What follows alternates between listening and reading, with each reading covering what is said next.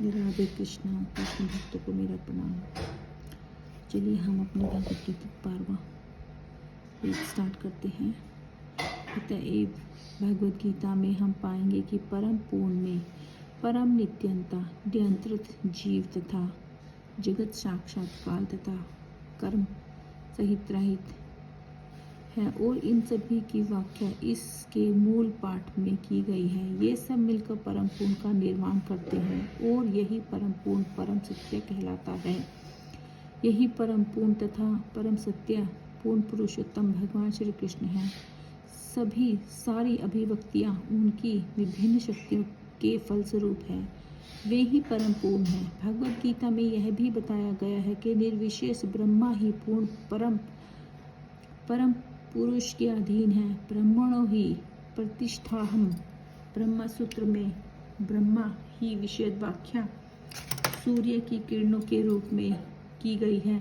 निर्विशेष ब्रह्मा भगवान का प्रभामय किरण समूह है। निर्विशेष ब्रह्मा पूर्ण ब्रह्मा की अपूर्ण अनुभूति है और इसी तरह परमात्मा की धारणा भी है। 15वें अध्याय में यह देखेंगे कि भगवान पुरुषोत्तम इन दोनों निर्विशेष ब्रह्मा तथा परमात्मा की आंशिक अनुभूति से बढ़कर है। भगवान को सच्चिदानंद विग्रह कहा जाता है। ब्रह्म संहिता का शुभ आरंभ इस प्रकार से होता है। ईश्वर परम कृष्ण सच्चिदानंद विग्रह नादिरा दिरो गोविंद सर्वकारणमम गोविंद या श्री कृष्ण सभी कारणों के कारण हैं। वे ही आदि कारण हैं और सत्यचित तथा आनंद के रूप में निर्विशेष ब्रह्मा उनसे साक्षात स्वरूप की अनुभूति है। परमात्मा सच्चित साक्षात ज्ञान की अनुभूति है, परंतु भगवान श्री कृष्ण समस्त दिव्य स्वरूपों की अनुभूति है। सत्यचित आनंद के पूर्ण विग्रह में है। अल्पज्ञानी लोग परम सत्य को निर्विशेष मानते हैं, लेकिन वे हैं दिव्य पुरुष और इसकी पुष्टि समस्त वैदिक ग्रंथों में हुई है। नित्यान्ना चेतन श्वेतानाम कठोर परिषद 2:13। जिस प्रकार हम सभी जीव हैं और हम सबकी अपनी अपनी विशिष्टता है, उसी प्रकार परम सत्य भी अनंत एक व्यक्ति है और भगवान की अनुभूति उनके पूर्ण स्वरूप में समस्त दिव्य लक्षणों से की गई है अनुभूति है की ही अनुभूति है। यह पूर्णता रूप वही निराकार नहीं है। यदि वह निराकार है या किसी अन्य वस्तु से घटकर है तो वह सर्वथा पूर्ण नहीं हो सकता। जो सर्वथा पूर्ण है उसे हमारे लिए अनुभवगम्य तथा अनुभवातीत हर वस्तु से युक्त होना चाहिए, अन्यथा वह पूर्ण नहीं हो सकता। पूर्ण भगवान में अपार शक्तियां हैं। परास्य शक्ति वर्विरेद सुब्रते। श्री कृष्ण किस प्रकार अपनी विभिन्न शक्तियों द्वारा कार्यशील हैं, इसकी भी व्याख्या भगवद गीता में हुई है।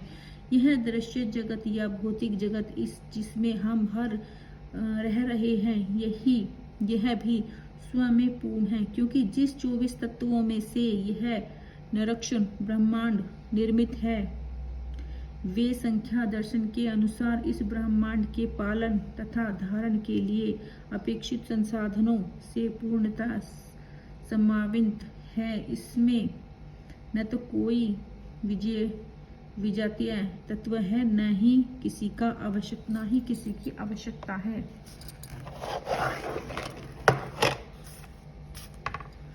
इस सृष्टि का अपना निजी नित्य काल है, जिसका निर्धारण परमेश्वर की शक्ति द्वारा हुआ है, और जब यह काल पूर्ण हो जाता है तो उस पूर्ण व्यवस्था से इस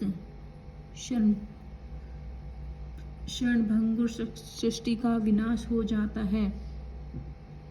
शूद्र जीवों के लिए यह सुविधा प्राप्त है कि पूर्ण की अनुभूति करे, सभी प्रकार की अपूर्णताओं का अनुभव पूर्ण विषय ज्ञान की अपूर्णता के कारण है। इस प्रकार भगवद गीता में वैदिक विद्या का पूर्ण ज्ञान पाया जाता है। सारा वैदिक ज्ञान अमोघ अद्वितीय है और हिंदू इस ज्ञान को पूर्ण तथा अमोघ मानते हैं। उदाहरणार्थ गोबर पशुमल है और स्मृति या आदेश के अनुसार यदि कोई पशुमल का स्पर्श करता है तो उसे शुद्ध होने के लिए स्नान करना पड़ता है। लेकिन वैदिक शास्त्रों में गोबर को पवित्र करने वाला माना गया है। इसे विरोधाभास कहा जा सकता है, लेकिन यह मान्य है क्योंकि यह वैदिक आदेश है और इसमें संदेह नहीं कि इसे स्वीकार करने पर किसी प्रकार की त्रुटि नहीं होगी। तो अब यह अनुभूति विज्ञान द्वारा सिद्ध किया जा सकता है। विज्ञान द्वारा सिद्ध किया जा चुका है कि गाय के गोबर में समस्त कीटाणुनाशक गुण पाए जाते हैं। अतः वैदिक ज्ञान पूर्ण है क्योंकि यह समस्त संशयों एवं त्रुटियों से परे है और भगवद गीता समस्त वैदिक ज्ञान का सार है। वैदिक ज्ञान स्रोत का विषय नहीं है।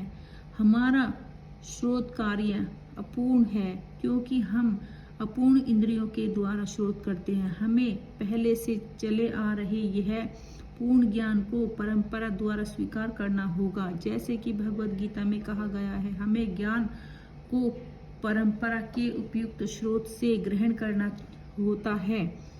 जो परंपरा परम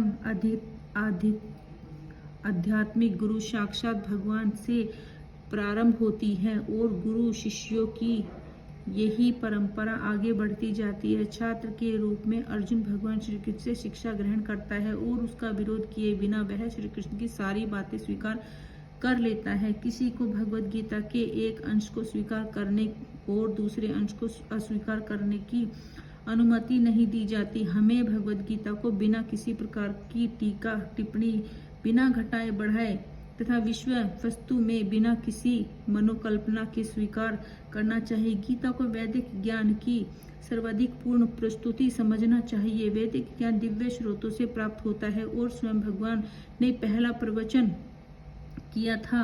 भगवान द्वारा कहे गए अपौरुषेय कहलाते हैं, जिसका अर्थ है कि वे 4 दोषों से युक्त संसारी व्यक्ति द्वारा कहे गए शब्दों से भिन्न होते हैं। संसारी पुरुष के दोष हैं, वह त्रुटियों आवश्यकता करता वह अनिवार्य रूप से मनोग्रस्त होता है, उसमें अन्यों को धोखा देने की प्रवृत्ति होती है, वह अपूर्ण इंद्रियों के कारण सीमित होता है। इन 4 दोषों के कारण मनुष्य सर्वव्यापी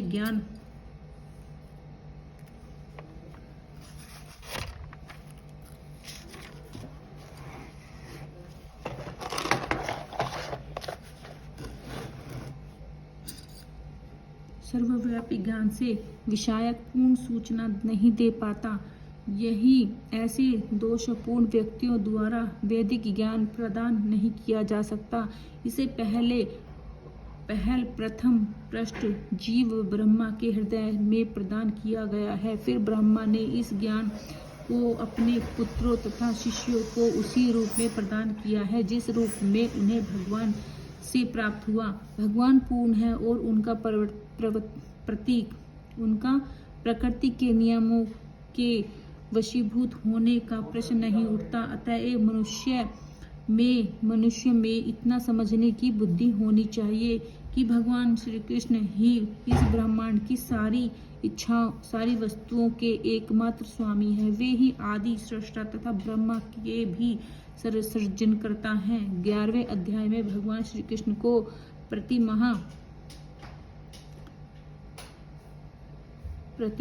पितामह कहा गया है और वे तो इन पितामह के भी सृष्टा हैं।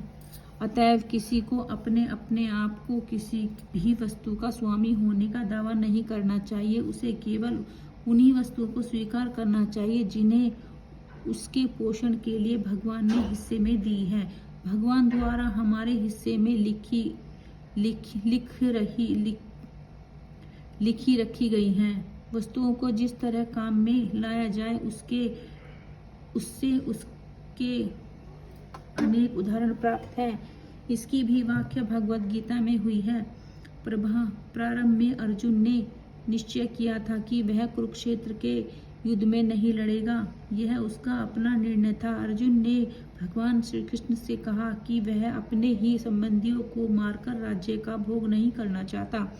यह निर्णय शरीर पर आधारित था, क्योंकि वह अपने आप को शरीर मान रहा था और अपने भाइयों, भतीजों तथा सालों, पितामहों आदि को अपने शारीरिक संबंध या विस्तार के रूप में न ले रहा था। अतएव वह अपनी शारीरिक आवश्यकताओं को तुष्ट करना चाह रहा था। भगवान ने भगवद गीता का प्रवचन इस दृष्टिकोण को बदलने के लिए ही किया और अतः अंत में अर्जुन भगवान श्री कृष्ण के आदेश अनुसार युद्ध करने के लिए निश्चय करते हुए कहता है, करिष्य वचन तत्व, मैं अपने वचन के अनुसार ही करूंगा। इस संसार में मनुष्य बिल्लियों तथा कुत्ते के समान लड़ने के लिए नहीं है। मनुष्य को मनुष्य जीवन की महत्वता समझाकर सामान्य पशुओं की भांति आचरण बनना बंद कर देना चाहिए। मनुष्य को अपने जीवन के उद्देश्यों को समझना चाहिए और इसका निर्देश सभी वैदिक ग्रंथों में दिया गया है, जिसका सार भगवद गीता में मिलता है।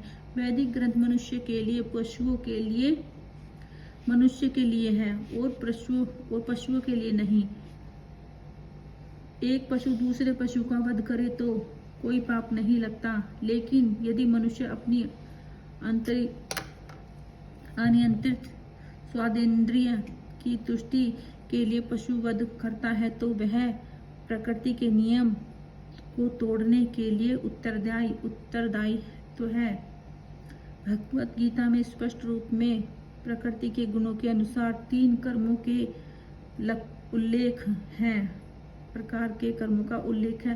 स्वास्तिक कर्म, राजसिक कर्म तथा तामसिक कर्म। किसी प्रकार अहंकार के भी 3 भेद हैं, सात्विक आहार, राजसिक आहार तथा तामसिक आहार। इन सब का विशद विवरण हुआ है और यदि हम भगवद गीता के उपदेशों का ठीक से उपयोग करें तो हमारा संपूर्ण जीवन शुद्ध हो जाए और अनंत हम अपने गंतव्य को प्राप्त कर सकेंगे, जो इस भौतिक आकाश से परे है। गंतव्य न निर्विद्यते तद्धाम परमम। यह गंतव्य सनातन आकाश या नित्य चिन्मय आकाश कहलाता है। इस संसार में हम पाते हैं कि प्रत्येक पदार्थ दार्शनिक है। यह उत्पन्न होता है, कुछ काल तक रहता है, कुछ गौण वस्तुएं उत्पन्न करता है, क्षीण होता है और अंत में लुप्त हो जाता है। भौतिक संसार का यही नियम है। चाहे हम इस शरीर का दृष्टांत ले या फल का या किसी अन्य वस्तु का, किंतु इस दार्शनिक संसार से परे एक अन्य संसार है जिसके विषय में हमें जानकारी है। उस संसार में अन्य प्रकृति है जो सनातन है। सभी जीव को भी सनातन बताया गया है और 11वें अध्याय में भगवान को भी सनातन बताया गया है। हमारा भगवान के साथ घनिष्ठ संबंध है और चूंकि हम सभी गुणवत्ता रूप में एक हैं, सनातन धर्म, सनातन धाम, सनातन भगवान तथा सनातन जीव, अतएव गीता का सारा अभिप्राय हमारे सनातन धर्म को जागृत कर रहा है। जो कि जीव की साक्षात वृत्ति है। हम अस्थायी रूप से विभिन्न कर्मों में लगे रहते हैं, किंतु यदि हम इन दार्शनिक कर्मों को त्याग कर परमेश्वर द्वारा प्रस्तावित कर्मों को ग्रहण कर लें तो हमारे ये सारे कर्म शुद्ध हो जाएंगे। यदि हमारा शुद्ध जीवन कहलाएगा, यही हमारा शुद्ध जीवन कहलाता है। परमेश्वर तथा उनका दिव्य धाम, ये दोनों ही सनातन है और जीव भी सनातन है। सनातन धाम में परमेश्वर तथा जीव की संयुक्त संगति ही मानव जीवन की सार्थकता है। भगवान जीवों पर अत्यंत दयालु रहते हैं क्योंकि वे उनके आत्मज हैं। भगवान श्री कृष्ण ने भगवत गीता में घोषित किया है कि सरयो निशु अह बीज प्रद पिता, मैं सबका पिता हूँ। निसंदेह अपने अपने कर्मों के अनुसार नाना प्रकार के जीव हैं, लेकिन यहाँ पर श्री कृष्ण कहते हैं कि वे इन सबके पिता हैं। अतएव भगवान उन समस्त पतित वृद्ध जीवों का उद्धार करने तथा उनका सनातन धाम वापस बुलाने के लिए अवतरित होते हैं, जिससे सनातन जीव भगवान की नित्य संगति में रहकर अपनी सनातन स्थिति को पुनः प्राप्त कर सकें। भगवान स्वयं नाना अवतारों के रूप में अवतरित होते हैं या फिर अपने विस्तृत सेवकों को अपने पुत्रों, पार्षदों या आचार्यों के रूप में इन बुद्ध जीवों का उद्धार करने के लिए भेजते हैं। अतः सनातन धर्म किसी सांप्रदायिक धर्म पद्धति का सूचक नहीं है, यह तो नित्य परमेश्वर के साथ नित्य जीवों के नित्य कर्म का सूचक है। जैसा कि पहले कहा जा चुका है, यह जीव नित्य धर्म व्रति को बताता नहीं। श्रीपाद रामानुजाचार्य।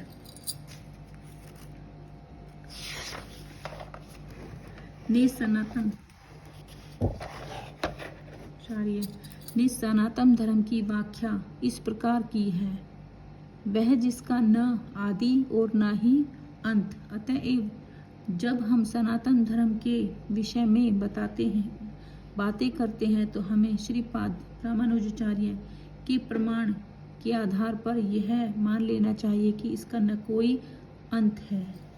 जय श्री कृष्णा। आज के लिए इतना ही। राधे कृष्णा।